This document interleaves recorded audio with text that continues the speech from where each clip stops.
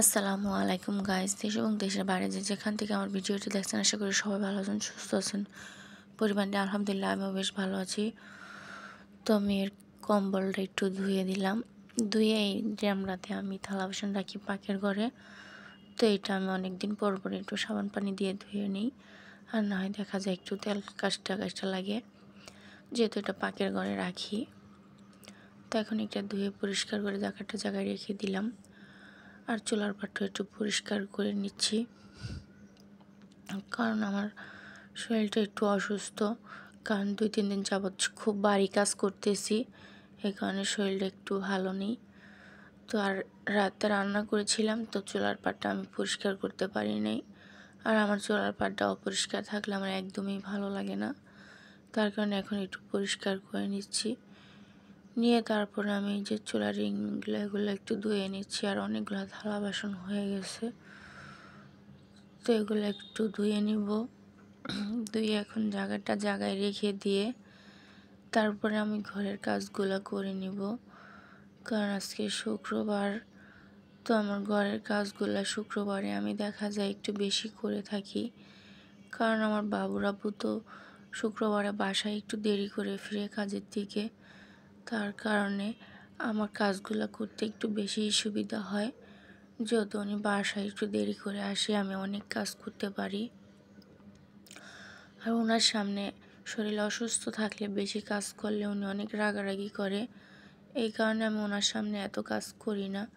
আর এই ছোপাগুলো আনছে, এখন আমার এই রুমটাতে একদমই জায়গা নেই, লড়াচড়া করতে একদমই কষ্ট হয়।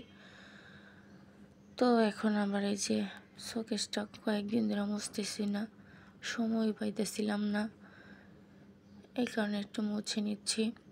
কারণ এগুলো আমি আগে প্রতিদিনই করতাম, এখন আর শরীর চলে না। তো আমার এই গ্লাস মোছার থিনারটা শেষ হয়ে গেছিলো, স্প্রাইটা। তো এটা আমি কালকে নিয়ে এসেছিলাম, তো এখন আর থিনারটা দিয়ে মুছে নিচ্ছি, যেহেতু এটা ছিল না কয়েকদিন, এই কারণে মোছামাছির কাজগুলো আমার একদমই করতে ভালো লাগতো না। কারণ যেটা দিয়েছি এটা করা লাগে, সেটা যদি হাতে না থাকে তাহলে ওই কাজটা করতে কিন্তু একদমই মন বসে না। আর আমার একটা অভ্যাস আছে, ঘরে যে জিনিসটা প্রয়োজনীয় বা যেটা লাগবে ওইটা একদমই না আনা পর্যন্ত না থাকলে আমার একদমই ভালো লাগে না। তো এখন শোকেসটা মোছা হয়ে গেছে, তো এখন আমি ফ্রিজটা মুছে নিচ্ছি। আমার ফ্রিজটা অনেক বড়, আমি এটা উপরে একদমই মোড়া ছাড়া লাগুর পাই না। তারপরে এখন আবার আলমারিটা মুছে নিচ্ছি। আর আমার এই আলমারিটা অনেকে দেখে বলে এটা নাকি আরএফএলের পাটেক্সের, কিন্তু আসলে পাটেক্সের না, এটা আমি কাঠ কালার করে নিয়েছি। আর দুটোটা স্টিলের আলমারি কাঠ কালার করা হয়েছে, যেহেতু দেখা যায় যাতে যে এটা কাঠের এরকম আর কি। আর এই ওয়ার্ড্রোবটা সেদিন তো আমি অনেক সুন্দর মতো সাবান পানি দিয়ে পরিষ্কার করে নিয়েছি এই রুমে যখন আনছি।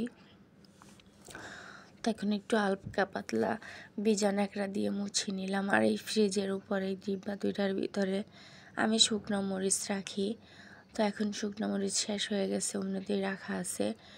আর আমরা তো শুকনো মরিচ আমার তেমন একটা খাওয়া হয় না, আমি বেশি একটা কাঁচা মরিচ দিয়ে 12 মাস তরকারি খাই।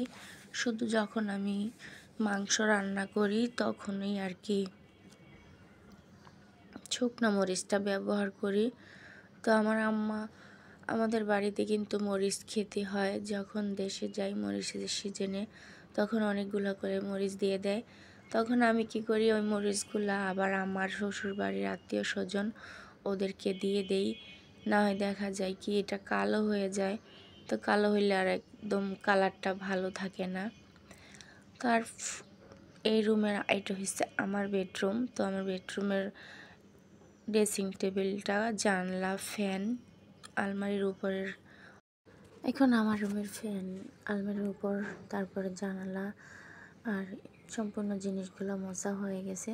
তারপরে যে সুপার রুমে চলে আসলাম, এটাতে তো আমার ছেলে ঘুমায়, তো ছেলের রুমের ফ্যান ট্যানগুলো একটু মুছে নিলাম। তারপরে যে কম্বলগুলো ধুইছিলাম শুকায় গেছে, এখন বাস করে জায়গায় রেখে দিলাম। ওই কম্বলটা সেদিন ধুইছিলাম, আর আজকে আমাদের রুমের কম্বলটা ধুয়ে নিলাম।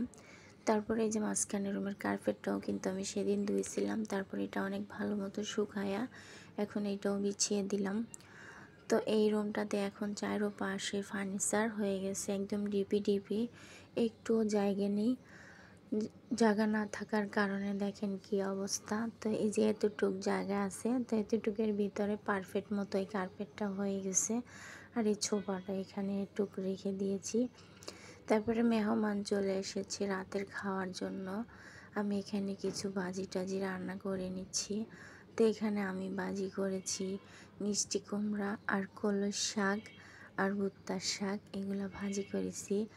তো মেহমান হয়েছে আমার ছোট বোন, গ্রামের বাড়ি থেকে এসেছে। তারপরে আমি এসেছি একটু মার্কেটে, রান্না বান্না সেরে মার্কেটে এসেছি আমার ছেলের জন্য স্কুলের জুতা আর ব্যাগ কেনার জন্য।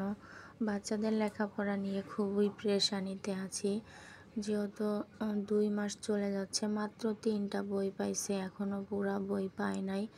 তো এই যে এখন বাসায় চলে যাচ্ছি ব্যাগ জুতা কিনে, তো বাসায় চলে এসেছি। তো ভিডিওটা এই পর্যন্তই, সবাই ভালো থাকবেন, আল্লাহ হাফেজ।